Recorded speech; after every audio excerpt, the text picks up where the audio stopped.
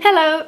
So before we get into this video, I just want to mention that all the sources that I have used for this video, I will link them in the description box, along with my socials, Instagram, Twitter. If I sound a little bit funny, it's because I've got a little bit of a cold. I can only breathe from the left side nostril. Left nostril. So I went over to Instagram and YouTube community and told you to ask me your questions about university in general or university in Sweden. And oh my goodness, so many questions. If I do not answer your question in this video, it's probably because it's automatically answered in another question or it wasn't relevant for this video. For those who don't know, I am a Swedish university student studying in Sweden, born and raised Swede. My Monstera plant is growing a new leaf. Can we just You're doing amazing, sweetie. The first question is, how early do you have to wake up and are you a morning person? So currently we are studying online at university, so it's all online because of the whole pandemic. But if I was going to uni, like physically going to uni, or if I'm going to friends to study, I'll get up an hour and a half before I have to leave. And am I a morning person?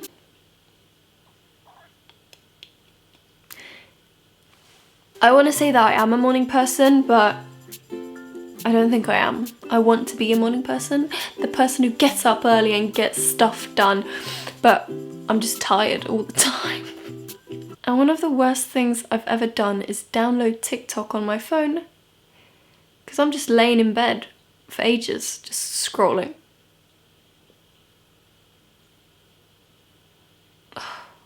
Why and how did you choose what to study? Originally, I wanted to study to be a nurse, or study to be a nurse to then study to be a midwife, but I couldn't do the maths. The maths course that I had to have to apply for nursing school. I'm not a maths person. I remember going to college, high school, if you're American or someone from where you have high school. I was really struggling with the maths there, and then you could choose an extra maths course that you would need to get into nurse school, and I was like, no, I don't want to be a nurse. I'm not going to take that maths course. And then I wanted to be a nurse. I wanted to be a midwife, but I didn't have that maths, the maths competence. Can you say that? To get into nurse school, and I tried,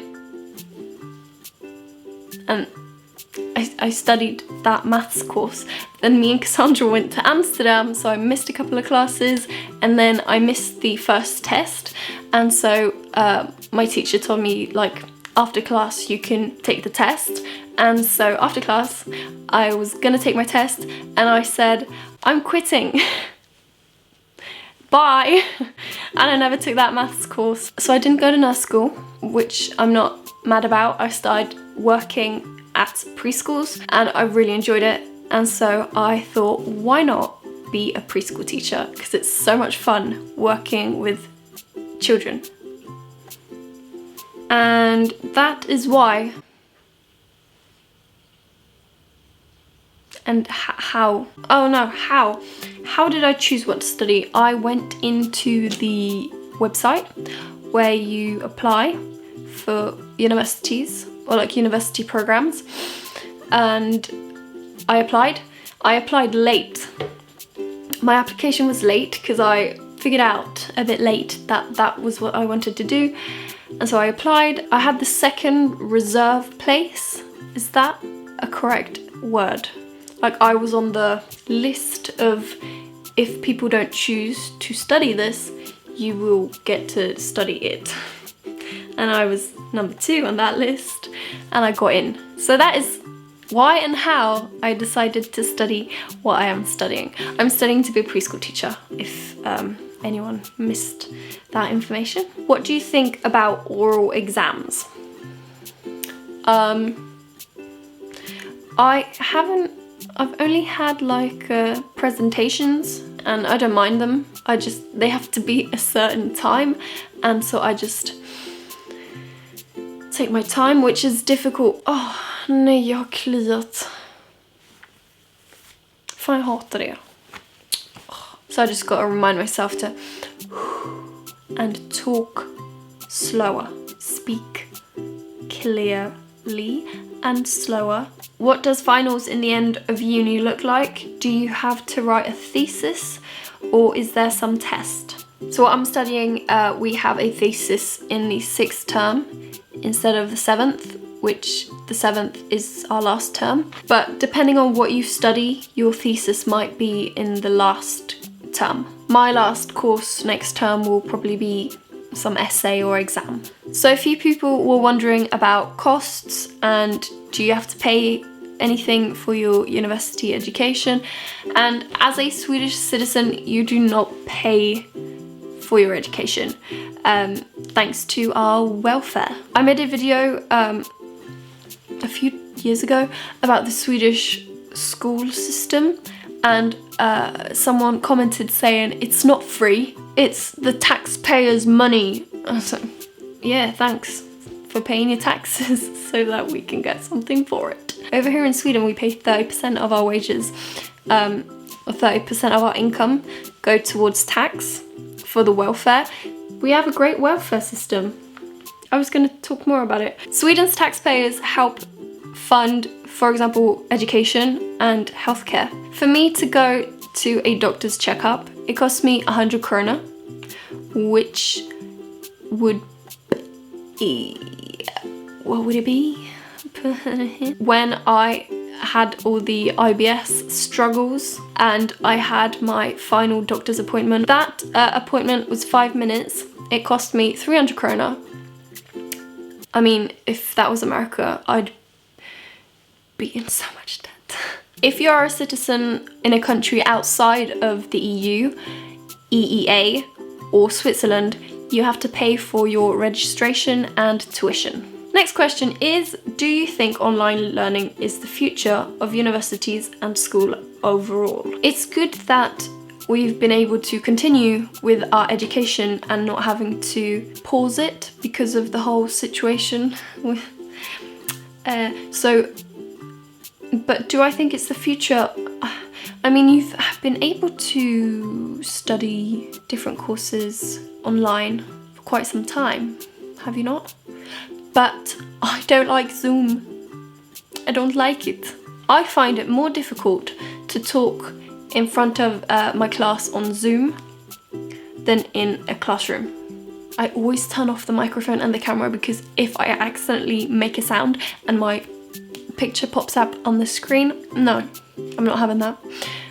Camera and microphone is off until I've actually got something to say, which is not very often. But my presence is there because it's mandatory. So do I think it's the future? Maybe. Mitt hår ser så mörkt ut. Next question.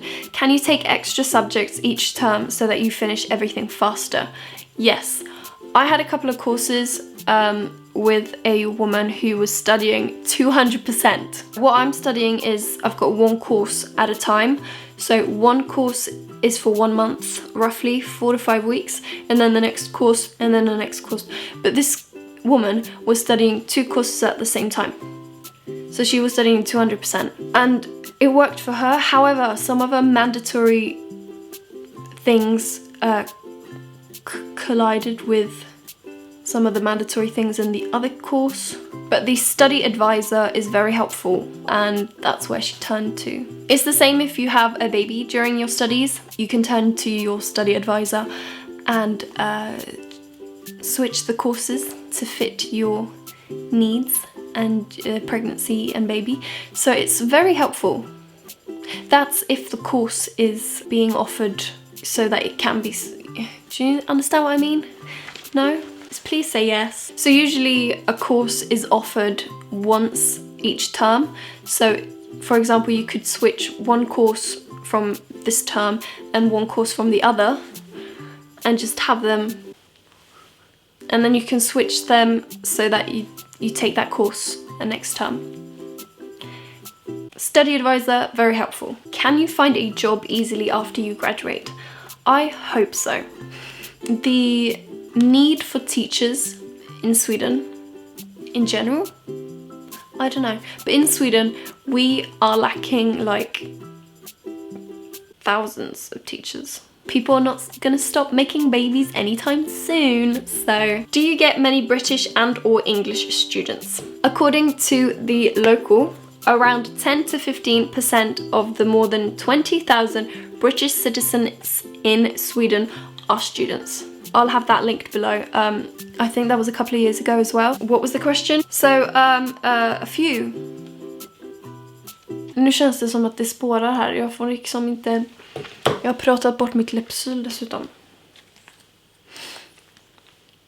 Vad är klockan? Aha, eller hur? Att jag skulle vara klar vid midnatt.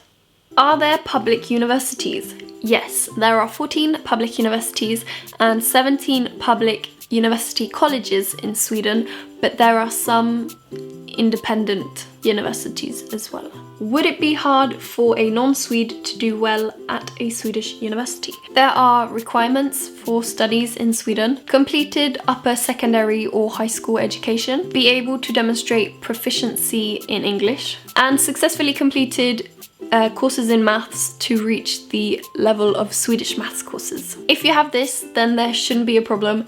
However, you might struggle with the dark months. But you are not alone. We are all in this together. We're all in this together. Next question. How do terms work in Sweden? August to December, January to June. What's your major? I am studying for my bachelor's degree in the arts of preschool education. Will you go to grad school after completing your bachelor's degree? If so, in Sweden? No. I'm done after this. This is it. Okidok. No more. I'm done. It's over for the studying then. Please, no more. Är hon full eller? Nej, hon är jävligt trött. Are exams in university difficult? It depends if you've studied or not. That's the secret. Is it fun to study to be a preschool teacher? Yes. I have made friends who I really enjoy spending time with, and I have had many fun courses, many interesting courses, and I have learned so much. How do you do now in Corona times with lectures and stuff? It's online. The lectures are pre-recorded, but the seminars are via Zoom, and workshops are being sent out as assignments. What language is used in the university curriculums? English or Swedish? Depends if you're a Swedish student studying in Swedish or an international student studying in English. You will be able to read your curriculums.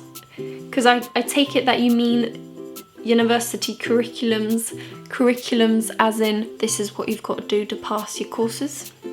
Because that's going to be in Swedish if you study in Swedish, or it's going to be in English if you study international. How is campus life? Lots of parties, other fun stuff, etc., or not really?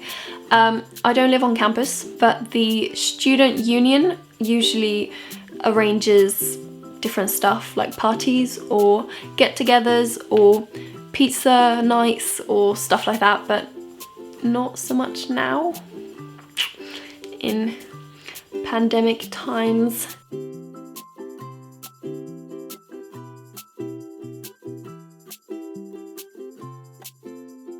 I've wondered about studying at location. Can you be there at night? Is it open 24/7? Oh, I have a student card. Wait, I'm gonna go get it. So this is my student card. As you can see, it has expired. But if you update it, then it can give you access to uni in the evening times or late afternoon evenings, not 24/7, but evening times, and also to print out stuff at uni. Mine has expired. I probably won't update it because I'm not going to be at uni physically now, and I don't need it anymore because I'm not going to use any printers at uni. I'm not going to go to uni late afternoon evenings to study, so I could probably get rid of it, but it's also, I really like the photo. I read somewhere that someone said like, oh, Sweden is great and everything with their free education, but all the students are in so much debt. Don't all students end up with debt? Or like almost all? I mean, would you not be in more debt if you had to pay for your tuition? Now I just have to pay back the loan that I have taken during my studies. As a Swedish citizen studying, I am entitled to a student allowance, which I very gratefully accept. So that was all of the questions that I wanted to answer for this video about everything you need to know about university in Sweden. That's what I'm going to title this video. Thank you so much for your questions, and thank you so much for watching this video. Give it a thumbs up if you enjoyed it, and subscribe to my channel if you're new. I would be very happy. And aside from that, I will see you in my next video. Take care and stay safe. Haydon!